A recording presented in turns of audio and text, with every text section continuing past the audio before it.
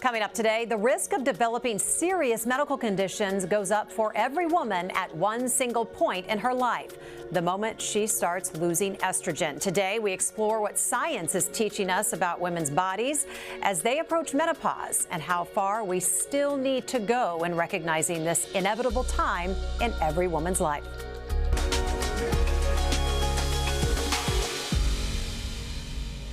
Good morning, I'm Jessica Lovell, and welcome to the Morning Medical Update. We have an impressive panel of physicians who are experts in menopause. These women help their patients navigate the uncharted waters and sometimes stormy seas of this life change. In studio, you may recognize this national best-selling author, physician, and Menopause Society certified practitioner, Dr. Mary Claire Haver. She is in town. She was here last night to share more about her latest book and the findings in the book that was recently published called The New Menopause. Always great to have you. Great to see you. Thanks. Great to see you again. I know you had a big turnout last night, so thank you for making time for us this morning. Our audiences will also recognize Dr. Carrie Winnicky, Clinical Service Chief of Obstetrics and Gynecology here at the University of Kansas Health System. And joining us virtually is OBGYN Dr.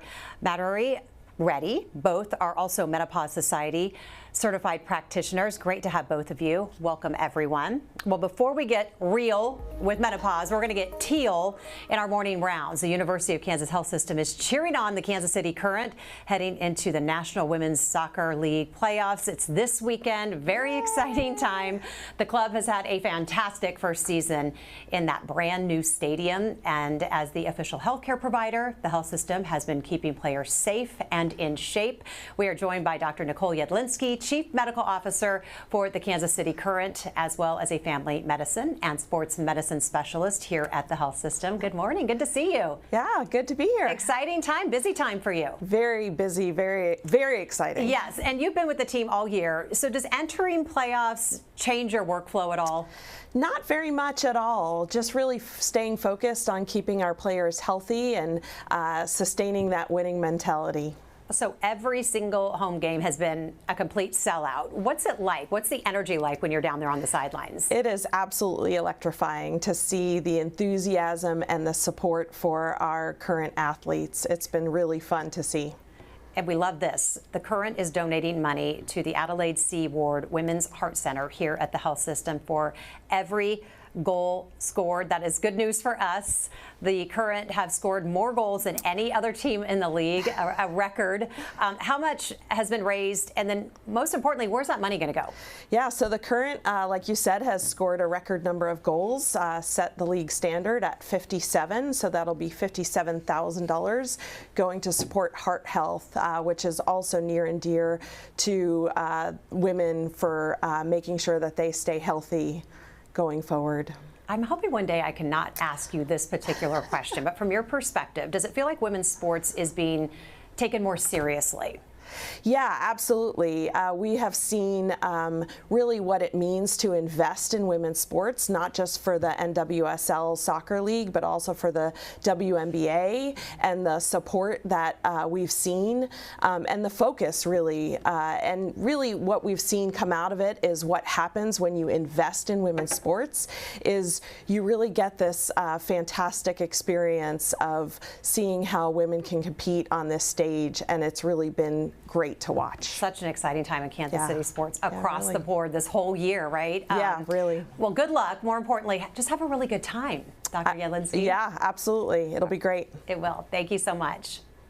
Well, menopause is as old as time, and so are the stories passed down from generation to generation. And then there are the many questions from women wanting a better experience than what their mothers and grandmothers went through. We heard some of these stories, these questions, and frustrations recently from women in our community. Why is the word men in the word menopause? I mean, why don't they go through it?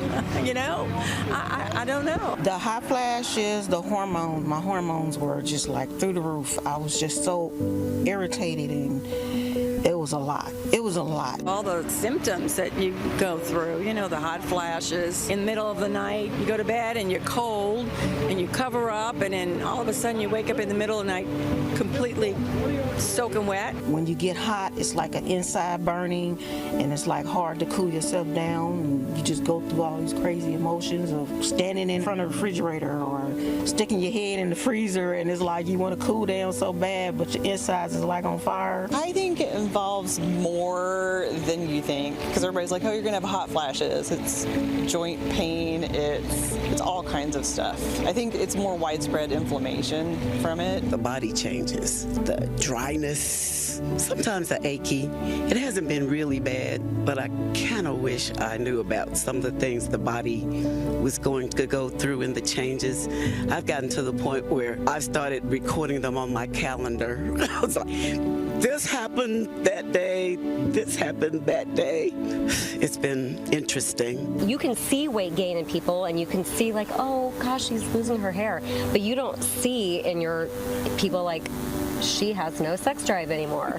The joint pain. I did not expect the joint pain. It was in my knees and my shoulders mostly, but a lot in my shoulders, and I wasn't expecting that. I didn't have family members who knew their timing or knew what happened because of different medical reasons, and so I didn't know at all what to expect or when, and so yeah, I think it would have been really helpful to know a lot more about just the range of things. I just think that I listened to too many of my girlfriends without me just kind of really like tuning into my own body. And also, I'm of the generation where most of our moms got hysterectomies back in the day. That's just what you did. And obviously that's not a thing that much anymore. I just kind of compared myself and did maybe what some of my friends were doing, and it didn't work out so great for me. One of the things I learned, one of the doctors is like, you know, they spend about 5 minutes talking about women's health and menopause in medical school. And so, you know, this was a specialist in menopause, and she's like, everything that I know, I had to learn after medical school. I wish there was more options for medication to help control it, and I wish there was more of a conversation before you got into menopause. I've got a lot of younger friends right now that haven't experienced it yet, and so we just kind of laugh about it and say, well, just wait. We'll talk about it when you get there. We're all going to get there. I'm taking it that all sounded very familiar, right? Yeah. Dr. Reddy? Yes, absolutely. Yeah, that, and I'm sure many other types of symptoms. We mentioned at the beginning of the program that you all are Menopause Society certified practitioners. What does that mean? Who wants to jump in? So the Menopause Society is a group that was founded to study menopause. In the American College of OB-GYN, there's not a specific branch to study menopause, and it tends to get overlooked. So this was done decades ago of a group of clinicians who were interested in just forming a society around the study of menopause. And in the last few years, they've created a certification program. And they have a wonderful workbook with all of the latest updated, information about risk, benefits of, different options for treating menopause and all, kind of rounds up the latest research going on. And there's a certification exam to pass to make sure that you're competent. Well, then we've got the right panel lined up today, so we're glad to have you all. And you've heard it all, and likely agree that women have learned to dread this time in their lives. You've heard those women say it there on the tape. We hope that by the end of this episode that you're feeling a little bit more hopeful and educated about where to turn and what to do next. So Dr. Haver, let's start with you. When menopause happens, in your book, you say that medicine identifies menopause as a single moment in time. What do you mean? So menopause medically is defined as 1 year exactly to the day after your last final menstrual period. And so everything before that is premenopause or perimenopause in the transition, and everything after that until we die is postmenopause. So actual menopause is really just 1 day. Many women, they're going to say that symptoms take years to come, and then it certainly feels like, it always feels like years to go away. What does the science show? So it depends on ethnicity, it depends on your overall health status, it depends on weight, socioeconomic factors. But it turns out that, we've really defined menopause medically by vasomotor symptoms, which are the easiest thing to kind of assign to menopause. Not a lot of other things in our health can cause these hot flashes, night sweats, and what we call vasomotor symptoms. But actually, menopause affects every organ system of our body, but that's the one we kind of hallmark. So for example, for Caucasian or for white women, we tend to have 7 years of vasomotor symptoms on average. However, for African American descent, you are looking at probably 8 to 10, maybe 11 years on average. So some women have much longer, some women may have shorter. So we hear of the hot flashes, lack of energy, the brain fog, and oh my gosh, the weight gain. Dr. Linsky, I'll start with you. What are some lesser known symptoms that maybe you've heard from patients? Oh, where to start? I mean, because there's so many, right? Well, so yeah, and they could be mistaken for something else. That's why it's so confusing. As I'm sitting here this morning doing this, lots of joint pain. We hear a lot of shoulders and knees. We hear GI changes. We hear a lot of brain fog, mental kind of slowness, recalling things. Of course, sleep is a big one. Lots of sleep disturbances. Weight gain we've talked about. Of course, vasomotor symptoms. Vaginal concerns, vaginal dryness, vaginal itching, vaginal pain. I mean, you could almost go through eye changes, vision changes. You could go through almost every organ system, and we could list 4 or 5 at least that are associated. I was going to say, okay, so to answer, I think I hear you saying any and all things that could go wrong, it could be menopause. Right, and that's because we've come to learn that there's really estrogen receptors everywhere in our body almost. So when that changes, then everything that has an estrogen receptor is going to change as well. Dr. Haver, anything unusual from patients that you've heard that we should look out for? She covered a lot of them, but skin, hair, nails, anxiety, palpitations. Like a lot of ER docs are coming to me and saying, these women are coming in, they're somewhere in their 40s, 50s, 60s sometimes, and they're coming in thinking it's a panic attack or maybe they're having a heart attack. And really it is a really serious vasomotor symptom. So, and the anxiety around that happening again and not knowing what to do about it. And so they get these extensive cardiac workups or go home with Holter monitors, which is appropriate to work up these symptoms, but no one's kind of connecting the dots or haven't, but now that the information's getting out there, we're having a better understanding. Now, like the first line of women going into the ED, these emergency doctors are starting to understand that, okay, we've ruled out heart attack and these other serious conditions. This might be your menopause. How do you keep track of the symptoms? Yes. Well, I mean, one woman on here, we were all shaking our heads when you were showing this video because she said, I keep them on my calendar, and that's a great way. I mean, most of us don't go far from our cell phones, so you can track on a calendar, you can track on your notes. There are symptom trackers. Dr. Haver's book has one in the back that you can link to. You could Google online menopause symptom tracker, long list of symptoms, and you could put how many days are, how strong they are. And I also find that really helpful because once we start treatment, then we can really track if we're helping certain things. Sometimes when we start some medications, what was a lower bothersome symptom, if we can help some things that were, there all the time, other things kind of bubble up, and that helps us track those a lot. So there's lots of different ways out there. Dr. Haver, what's your advice for tracking and where to track it, how to track it, and why is it just so important? Well, to see how you're responding to medication mostly, and to have talking points to discuss with your clinician. So, and that, here are my treatment goals. I would like to sleep better. I would like for my hot flashes to get better. I would like for my joint pain to get better. And there's no guarantee that hormone therapy or other pharmacology will be the cure for these things, but it is definitely a way to monitor how your symptoms are doing. So we have a tracker in the back of the book. We have some online options through our website at thepauselife.com. But I think it is important for you to monitor and know so that you can have a really clear conversation with your healthcare provider. Great tip. Dr. Reddy, I want to bring you into the conversation. The women that we spoke with, they suffered from some of the same symptoms, but in some cases, they were in different ways. Some said that the hot flashes were actually warm flashes mixed in with like really bad brain fog.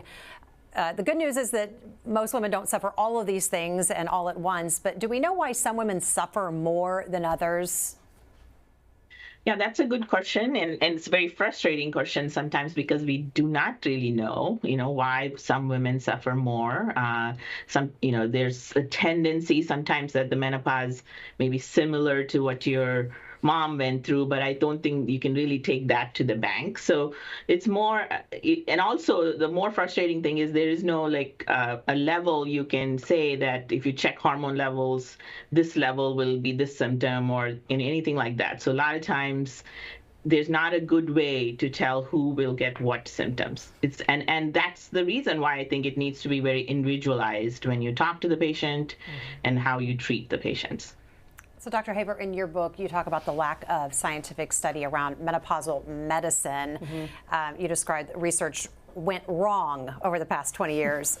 What has gone right? So we had a kind of a landmark study. It was really exciting that finally aging women were being studied. And this was 22 years ago with the Women's Health Initiative, which actually started 4 years before that. And it was really designed to see if we knew from observational studies, just looking at women who took hormone therapy versus women who didn't, we were seeing better cardiovascular disease outcomes and better quality of life, as well as lower all-cause mortality in the population that was taking hormone therapy. But that's just observation. That's not proof.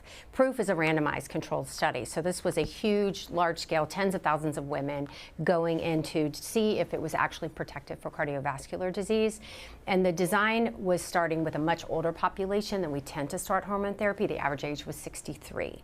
And so when they started them on hormone therapy, they only used 2 specific medications. If you had a uterus, you got something called Prempro, which was Premarin plus medroxyprogesterone acetate, and if you didn't, you just did Premarin alone.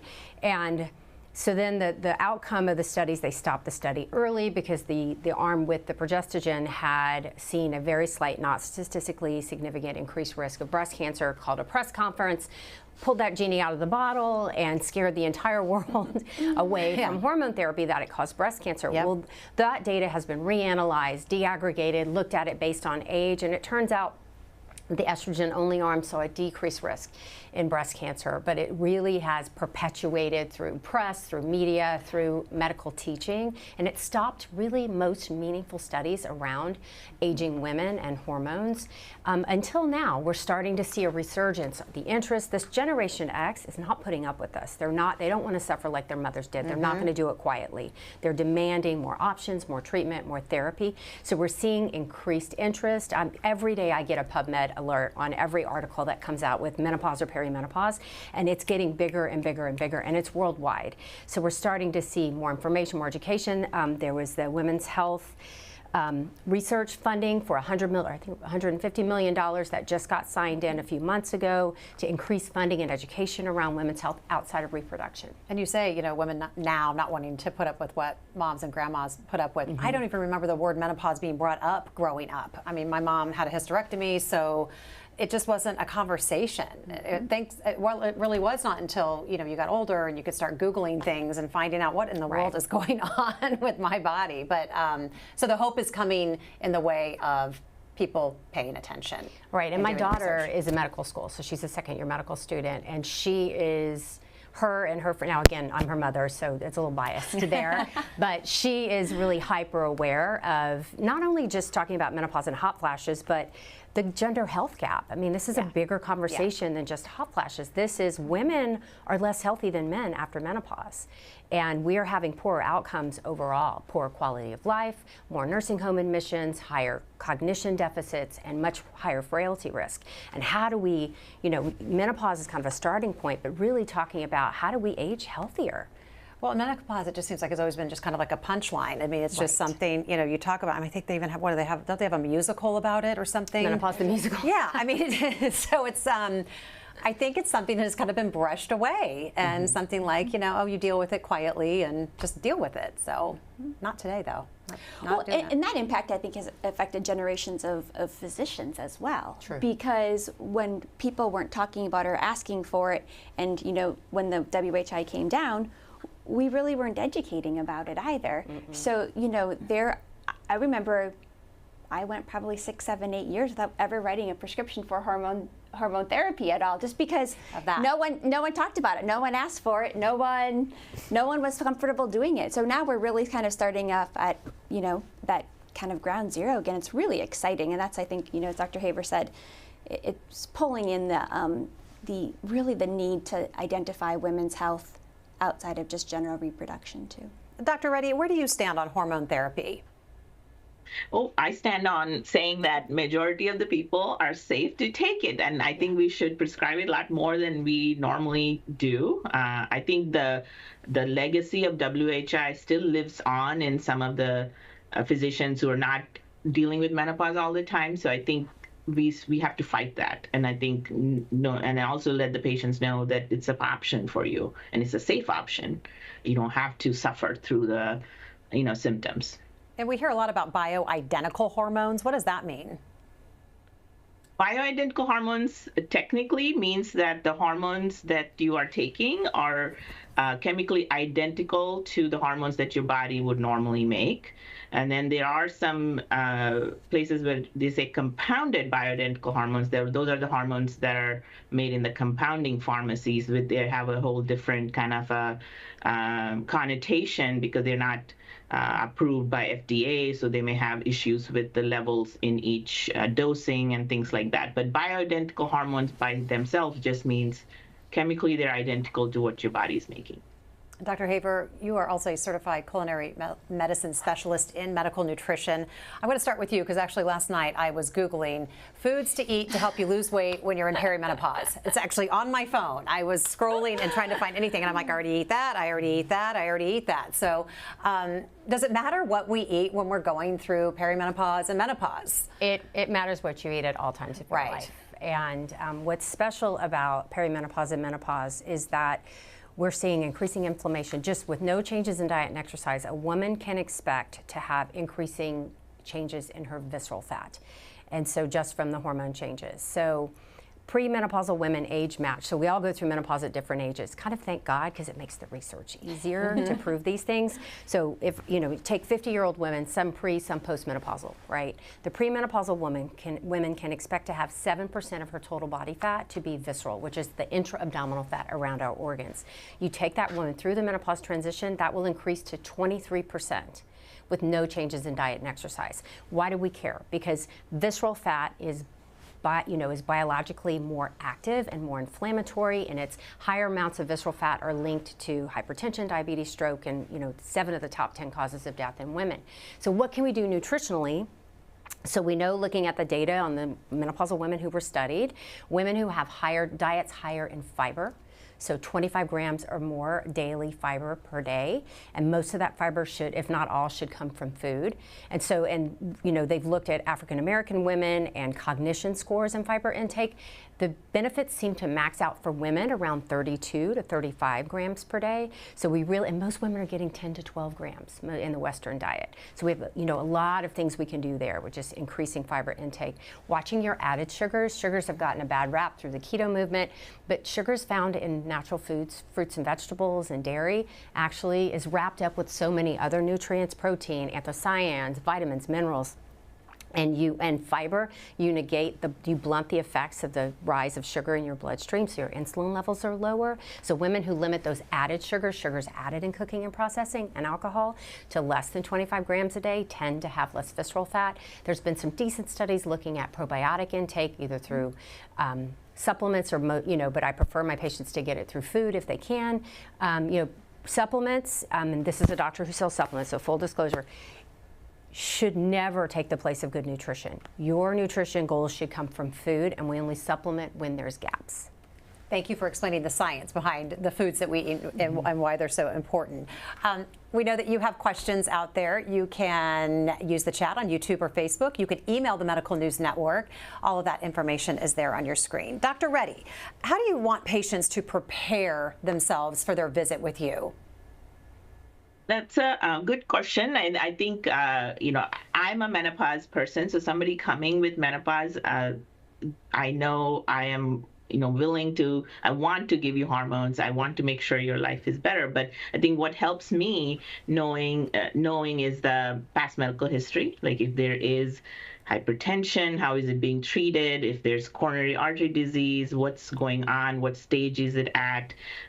What's the family history in terms of heart disease, cancers, if you yourself have cancer, what type, those kind of things are very important. Of course, symptoms, I want to talk to you about to find out the symptoms, but I think it's nice to know sometimes there's a wide variety of symptoms, and sometimes when they're in front of the doctors, some patients will forget a few things, so it's nice to have a written down, and also questions. I think questions to ask to the doctor, if you write it down, you won't forget to ask them. So I think those are the things I would suggest patients to do. We have heard many, many times, too many times, that women often feel overlooked, not heard when they go in to talk with their doctor. Dr. Linsky, how does a woman find a menopause specialist who will actually listen? Mm-hmm.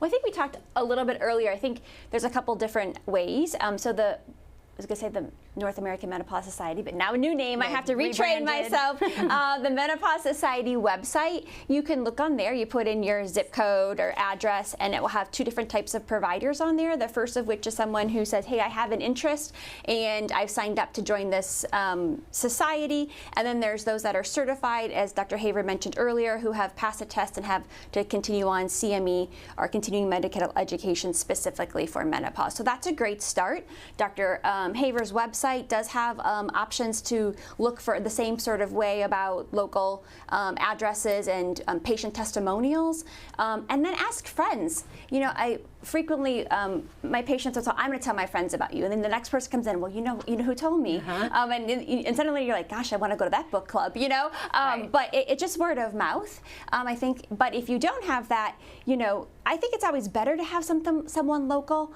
We do a lot of our telemedicine by telehealth, but if you're local, then if something happens or you need that exam, we're here.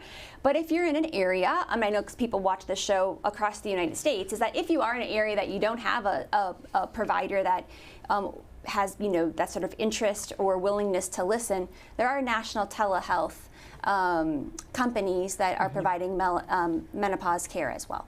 Dr. Haver, did you have something to add? Well, they've started a menopause clinic, which I'm just applauding so hard. It's a new thing, and there's only a few centers across the U.S., and there's one right here in Kansas. Kansas, Missouri area is pretty incredible that you've done that. So applause to you. And you're booked up. We're booked. That's okay. That's okay. That's what we're here for. It's just showing a need, to increase. Getting booked. So I want to ask all of the physicians on our panel. Dr. Reddy, I will start with you. What do you think the future of menopausal medicine really looks like?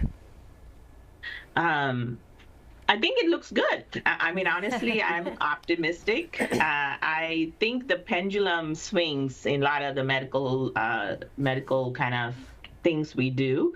Menopause, definitely the pendulum swung all the way to, hormones are bad. And I think it's swinging back as we get more and more data about it and about how it can be safe and how it does improve women's lives a lot. So I feel optimistic about the future.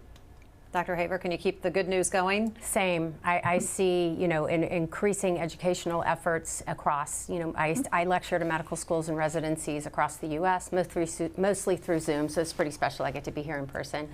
And I see my daughter's in medical school. She is hungry for the information. I think we're not going to silo it to just OBGYN. I think that's a mistake. I think every clinician who touches a female after reproduction should have clinical training in menopausal medicine. When I see a patient who's been put on hormones through an internal medicine doctor, I send them a little note like, hey, thanks for doing this. This is wonderful. That's quite a change. That is a change. It is, because in the past, I think people would walk in and the answer was no, no, no. Prove to me you deserve this. Prove to me. And I think we've got to change that kind of mantra. It should be, yes, let's make sure it's safe for you. Let's talk about this. So it's just kind of looking at it a little bit differently. I want to get to some questions from our viewers because we've got some good ones. Jeremy says and asks, why is there such a difference in length of menopause for different ethnicities? So we're talking about length of menopausal symptoms. So, menopause is always going to affect your bones for the rest of your life. Menopause is always going to affect your brain, your genital urinary system. The more cliche symptoms do tend to eventually end, like the hot flashes.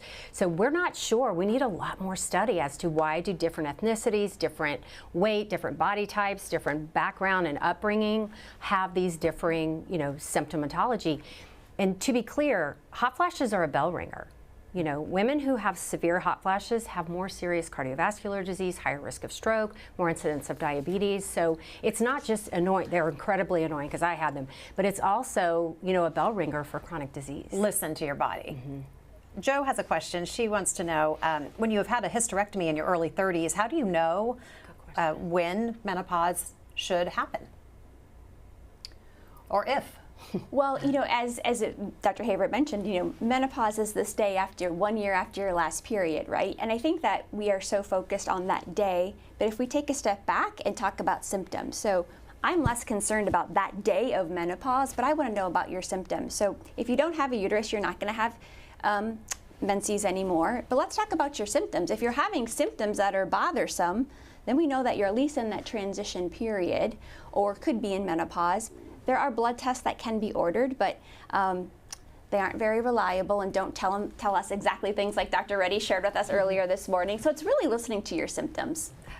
Stacy has a question. Dr. Reddy, when should one seek their first appointment? At a certain age or after a certain symptom has begun? I don't think there's a certain year or a certain symptom that needs to bring you, but I think if anybody's concerned about what is happening or what is going to happen in your mid 40s, early 40s, then I think it's a good time to come and talk about it. Question from Yen Liang is, given the discomforts associated with menopause, such as insomnia, palpitations, hot flashes, we've talked about all these, could maintaining a slightly higher body fat level help in releasing estrogen and ease those symptoms? No. There's no, amount of body fat is not correlative to symptomatology. And there's a lot of misconception that like estrogen is stored in fat or estrogen is created in fat. There is, fat cells do help, convert some of the precursors to estrone, which is a very weak estrogen. We're getting very technical and we're in the weeds here, but that's I live on social media now, so that is a social media fallacy, and I don't want people to think that maintaining, an unhealthy body fat is going to ease your symptoms, because there's no data to support that. Good to know. Additionally, also wants to know, can regular aerobic exercise potentially slow ovarian aging? Well, I think aerobic exercise can be good, but I am unaware of any studies that show that aerobic exercise slows the actual aging process. So we know things that speed it up. So let's talk about that. There's definitely behaviors and lifestyles that will have your ovaries kind of walk out the door soon, their function walk out the door sooner. So hysterectomy, you can expect to lose, this study floored me when I read it because I'd never heard it before, and I've done hundreds, if not thousands, of hysterectomies, and I'd never counseled a patient. You will lose 4 years on average off of the life of your ovaries because of the disruption of blood flow to the ovaries that come from the uterus. When we do a traditional hysterectomy, you're going to lose 4 years off the life of your ovaries. If you smoke, you're going to go through menopause sooner. If you have radiation, if you have inflammatory, and anything that inflames the internal organs, is going to increase that risk. Autoimmune disease will increase the risk of going through menopause sooner than you would earlier. Jenny has a question about painful sex. We haven't really gotten into that. We could probably have a whole show dedicated to estradiol cream topically. She uses this because of painful intercourse. Is that the same as hormone therapy? Is it absorbed the same as if you were to take a pill? So it is a form of hormone therapy, but the systemic, again, we might get into the weeds here a little bit, but the systemic level does not achieve that of a pill or a patch or a cream that we would think of what we would call systemic. So, a person that is on vaginal estrogen does not need progesterone to sort of counteract that to protect their uterus. Someone that's oral or transdermal or something like that, which is more a systemic estrogen, would need that. Best advice for the sexual effect of menopause? What do you You tell mean patients? libido? Yeah, just anything, everything. So we have, when we talk about female sexual function, there's typically 5 buckets where a woman will have a struggle, and they could overlap. So there's a relationship disorder, and HRT is not going to fix, hormone therapy is not helpful for that. Well, it depends on the woman. She's sleeping and feeling better, her relationship might improve. There's pain, so we have to address the pain and figure out what's going on there. There's arousal disorder, there is orgasmic dysfunction, and then there is HSDD, which is hypoactive sexual desire disorder. So for desire disorder, which the majority of women who come into my office complaining of decreased libido in the layman's terms, we have 2 kind of buckets. We have 2 FDA-approved medications that are available on the market that work fairly well. One is Addyi, that you take every day, and it was originally developed for depression, but women were seeing an increase in their libido. And then there's Vyleesi, which is an injection that you give yourself about 45 minutes before the onset. And they both work by increasing levels of dopamine. And when our dopamine levels are higher, we're more receptive to stimuli. And then there's testosterone. Testosterone's been studied in postmenopausal women and shown to have really great effects with increasing their desire. So much great information today, ladies. Dr. Reddy, what would you say is the biggest takeaway for our audience? Well, I think the biggest takeaway is to find the right person to take care of you. I think we talked about how to do that multiple times, but I think that's find the doctor that is willing to talk about all the options and treat you, individually. Dr. Linsky, what's the big takeaway? I think that we're here, right? So can you imagine 20 years ago, 4 women sitting here talking about menopause and painful sex? No, it's not happening. So I think the takeaway is that there is optimism going forward. People are talking about it. There is a lot of great information, new research coming out, and we're trying to flip that mode. Like it's not the bad thing. It's not poison. Find someone that's willing to talk to you about it, and I think the future's bright. Dr. Haver, thank you for being here. What's the one thing folks watching you really want them to take away? So menopause is inevitable. 100% of us, if we're lucky to live long enough, will lose the function of our ovaries, but suffering through this is not. It's not. So find a provider, find a clinician who's educated, who can help you through this journey. Thank you to all of our guests and our special guest, Dr. Haver, this morning. Thanks to all of you for being with us and watching. Share this link with your friends, your family, someone who might benefit from what we have all learned here this morning. We'll see you back here tomorrow. Coming up tomorrow on the Morning Medical Update. From her office to the softball diamond, Carrie Mooneyham isn't alone in her breast cancer battle. I'm Jessica Lovell on the next Morning Medical Update, how she's handling her treatment with a whole school to support her, plus her message for any woman getting a mammogram. Tuesday at 8. Subscribe to our Morning Medical Update and Open Mics with Dr. Stites podcast. Now everywhere podcasts are available.